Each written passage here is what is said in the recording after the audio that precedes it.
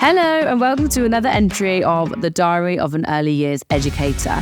I feel like I've not sat down to do this podcast for weeks and weeks and weeks. I think I have done one since we came back from Cornwall, but it feels like forever because things have just been so busy. We've had a Halloween event at one of our settings and we go all out for our events. So there's a lot of prep and planning and sorting out for that. I then got really poorly, couldn't even go to the event with tonsillitis, and managed to get some antibiotics in me and I'm feeling much better. So that is good. We're back and I'm really excited to do this podcast. We did do the Halloween special on A Little Minds, Big Ideas. We did a Halloween Room 101. So if you've not listened to that, have a look back. It should be there for you to listen. And I really was not feeling great when we recorded that. I look and sound like I was a Halloween character. So that's good. But I'm feeling much better and I'm back with you on this Monday morning to go through a few little early years bits with you. So thank you so much for being so patient in waiting for this episode to be back. I really, really thought I would be back last week, but it just didn't happen. So there we are. I'm back. The first thing I want to quickly go through is some of the EYFS changes. Now, these changes came into play from the 1st of November, so Friday, if you're listening to this on Monday the 4th. So just to be mindful, I'm just going to read the direct quote from the Gov website and then chat a little bit. So they've clarified that the childminder's EYFS framework applies to childminders both with and without domestic premises. Also confirmed that childminders who are registered without domestic premises need to inform parents and carers that they cannot provide the domestic premises unless they hold separate registration for the specific premises. So that is for childminders. That's the only major update, that it basically applies to everybody who is a childminder. And then for group and school-based providers, clarification requirements for staff counting in the level 6 staff-to-child ratios in early years settings. And then minor changes for both frameworks include clarification to existing policy, spelling and grammar. In terms of that 1:13 ratio, go and have a look at what it says. You can find it under the ratios section. They've been very much specific on who can hold the level 13,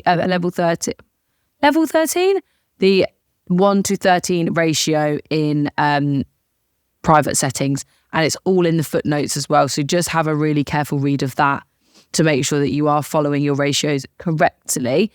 Isn't it really frustrating though that just because you've got something extra means that you are able to look at 5 extra kids, really bad math, sorry. You are able to look after 5 extra children. It's crazy. It's like, why are those non-qualifieds allowed to count in ratio? Obviously, I think they should be. It doesn't mean that somebody is better at the job or not, but it's like saying that the qualification should be relevant to the amount of children that you can hold in your ratio. I don't know, all a bit strange. But those are the changes, nothing major. Just some clarification, spelling and grammar, which you'd have thought they'd got right, but never mind. I'm not very good at spelling and grammar, so I'll let them off. So yeah, let me know your thoughts. Do we think that the changes are going to make a big impact? I think it would just mean that when covering staff holidays and sickness, people aren't going to be able to be flexible with using that 1:13 as much as maybe before. That's all really. And then for childminders, I'm not a childminder. I've never been a childminder. So just making sure that you are getting everything spot on for yourselves as well. I did a little poll on Instagram. So if you don't follow us on Instagram, it is the Early Years Network, where I said, do you want more educational stuff or personal stuff? A majority was educational. So I think we'll probably go down a little bit more of that route when we're doing these podcasts. I'll just get the final figures actually. Let's have a little look. So we had... 73% said educational. So that is what we will go for. Especially today, it's Monday. I always do educational on a Monday. So today I want to talk about difficult conversations with parents. Now, we've all had to have difficult conversations. And if you're not used to having difficult conversations with parents, they can be quite daunting sometimes. But there's a few things that I kind of have picked up throughout the years and things that make them a little bit easier or just a little bit knowing that you're doing them for the right reason. You're not there to upset anybody. You're not there to just adjust my pillow, sorry. Not there to upset anybody, not there to pass judgment on anybody. And these difficult conversations can be about so many different things. Sometimes when we think about difficult conversations, I think people automatically go, oh, it's about negative behaviour and it's about SEND needs that are going to be uncomfortable.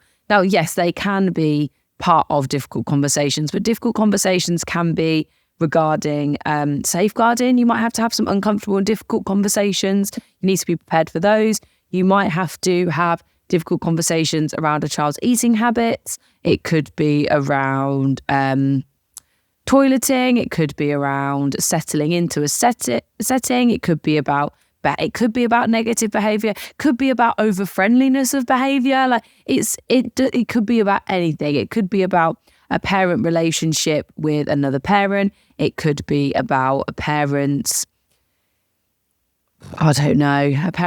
over friendliness with staff members. It can be so many different things. And difficult conversations are not something that you can hide away from in early years. We just have to have them. And some people are better at having these conversations than others. And so I've got a few things I'm going to run through that can make having these difficult conversations a little bit easier, mainly to do with if the difficult conversation is about the child. So that's kind of what I'm going to focus on. So to start with, we always say the parent knows their child better than anybody. They do. They know their child better than anyone. Even if you think that child is spending more time in the setting, they know their child best. So you have to go with what they think is best for their child. You can put suggestions in, but at the heart of it needs to be that you understand that they are the parent and they know their child best. If they think that their child is reacting in a certain way because of something, you can suggest other reasons, but we have to respect that parent knows their child best. And sometimes that can be really difficult, but at the end of the day, they are their parents, they are their carers, their minders, grandparents, whoever it is, and they know their child. They'll know what's normal behaviour, they'll know what's abnormal behaviour, they'll know if there's something going on at home that we don't know about and things like that. So they know the child best. So you can always put your opinions in, you can always say your thoughts on things, but at the end of the day, they know best for what is right for their child. And you have to respect that. If you're having a difficult conversation where you would like to do a referral for outside support and the parent does not want to because they don't feel like it's the right time for their child or the right thing for their child, etc., whatever it might be, we have to respect that. Obviously, when it comes to safeguarding, if a child is in immediate danger, then we do have to act on and you follow your safeguarding policies 100%. But in terms of difficult conversations, you have to respect what the parent is saying or the carer about their child. Another one is having the child at the heart of everything that you do. You can't have these difficult conversations and allow the parent or carer to turn it into about their feelings as well. Their feelings are totally valid and you can be there for them and you can listen to them and you can empathise with them and you can respect and talk through these things. But at the heart of what you do has to be the child. So you have to remember that you're having this difficult conversation for the benefit of the child. And sometimes that can be really hard. Like sometimes that can be difficult to remember.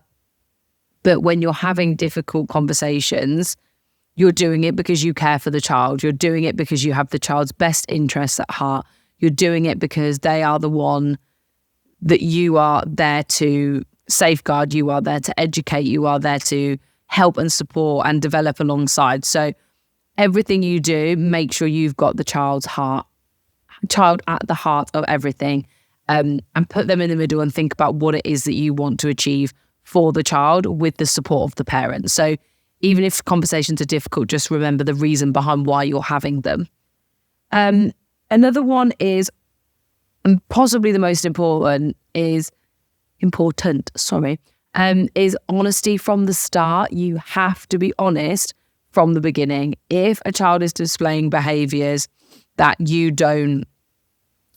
are not normal for this child, they are out of character, something's happened, and they display something that you think, oh, and you brush it off and you ignore it, and it happens again and again and again. And all of a sudden, you are then talking to this parent about an action or a behaviour that's been going on actually for months. They are going to say, well, why on earth, A, has this not been brought to my attention to begin with? And B, I don't want to hear it. Like, you've clearly been dealing with it for 3 months. So why now have you brought it to my attention just because you've either had a complaint or they've hurt somebody really seriously? I think that is where it boils down to. You need to be honest from the start. If a child starts to display behaviours, then you need to tell the parent. You need to be totally open and honest from the start, even with safeguarding conversations, development conversations, honest and open from the start. And that is why your parent relationships are so, so important. Sandwich feedback is always good to get it in there. But if you need to have a conversation with a parent, you book in a meeting and you do it right from the start. There's no surprises then. You're all on the same page. You're all working together. So that is something that is so, so important. Parents will appreciate the honesty as well. And I think it's something that we can work on being together a little bit more. And you can make sure that parents feel comfortable and are able to be honest and open with you from the start of your relationship as well. So it's just making sure that you remember to don't wait 3 months to discuss something with a parent if it's happening now, is what I would say on that one. Privacy is a big one. If you need to have a difficult conversation with the parent or carer, do not do it in front of 6 other parents in the hallway. That's not fair. That is totally not fair. Bring them into the office, take them into the staff room, pull them aside into the room and just say, have a quiet word. Let's go somewhere quieter in a different room where there's nobody in there, whatever it needs to be. Do not embarrass that parent. That is going to break down relationships as well. And if they bring something up that's quite sensitive, give them the opportunity to come into a safe place and have some privacy as well. There is nothing worse than you saying, oh, well, Emily has bitten 3 children today. She's had 6 tantrums and destroyed the entire room. We've had a really difficult day. Not that your handover would be like that. I'd like to think you'd be a little bit more sensitive to saying those things. But if that is what you do in front of all these other parents, first of all, you've probably put a name and a face to the child that their child is going home talking about. You've also embarrassed that parent in front of lots of other people, and you're not showing any support. So having difficult conversations, have them in private, have them away from other people. Let everybody feel that they're safe and not embarrassed about the conversation as well. So that is another one. And finally, if needed, don't do the conversations on your own. If at any point you feel that you need a witness to this conversation, or you would like to pause the meeting while you go and find somebody, that is totally fine. Have the meetings with a witness, minute everything down so you've got record of everything you've talked about with the parent and carer, and move forward from there. You don't have to do meetings on your own. If it's a booked in meeting, explain to the parent and carer that you will have yourself as the key worker maybe, and either your room lead or your nursery manager, depending on the situation, be in the meeting, and sort of let them know that there'll be more than one person involved in the meeting. We all live and learn. We've all made mistakes with communication with parents before, and it's just reflecting on that. So I just wanted to share some things that obviously I've picked up over the years in terms of having difficult conversations, but they get easier. And I think if you remember why you're having the meeting and the reason behind it and what it is that you are doing it for, then the conversations get easier. The hardest ones are safeguarding conversations. The hardest ones are those conversations where a child has come in looking a little bit dirty, a little bit smelly, then is everything okay? Those conversations can be really difficult. Neglect and safeguarding is a whole different conversation because everyone's standards are different. So that can be really difficult to pick up on. You don't want to offend anybody. But yeah, I think when you're having the difficult conversations, run it past someone first, what you want to say, how you want to say it, and have somebody with you. Minute everything down so you can go back on them and have the child at the heart of everything you're doing, but also respect and show empathy for the parent. If you are talking about difficult behaviours that a child is displaying, or it's neurodiversity and you're supporting a parent through a diagnosis, let's say, that's a big thing for the parent as well. So I think it's a case of making sure that you are there as a support system as well for the family. So you're not just there for the child, but the child is the heart of what you do. But if the child has got happy parents, they're in a safe environment, they're more likely to succeed as well. So I think it's just something we have to do. It's something we have to just accept that we do. It can be difficult, but those few things will just maybe reflect on what you do and how you have those conversations, and might make things a little bit easier in the future. So that was my 2 pence on dealing with difficult conversations with parents in this week's diary entry. All being well, I'll be back with you on Friday. I usually do a little bit more personal, but maybe I'll try and mix the two together. In terms of book recommendations this week, I have just finished, literally last night, Ugly Love by Colleen Hoover. And as it ended, I literally out loud went, oh, it's over. And I was really sad it was over. So that is sort of a personal book that I've read this week. If you like Colleen Hoover books, Ugly Love is a really, really good one. And next on my list is Verity. So I'm very much in my Colleen Hoover stage of book reading at the moment. If anyone has any book recommendations, please send them my way. I'm very much into reading at the moment and I'm loving it. So please send them my way. And that is it from me. I hope you have a fantastic week. Happy Monday. It's the first full week of November. Maybe that's what I'll talk about on Friday. My love of winter and how we can incorporate it in early years settings. So have a fabulous week, and I will see you all on Wednesday for Little Minds Big Ideas podcast with Ben, and on Friday for Diary of an Early Years Educator. And if you've not checked out www.theearlyearsnetwork.co.uk, have a look for your training and development needs in early years. We've got loads of stuff on there that you can use to support your development and your career in early years. So have a fabulous week, and I'll see you soon. Bye.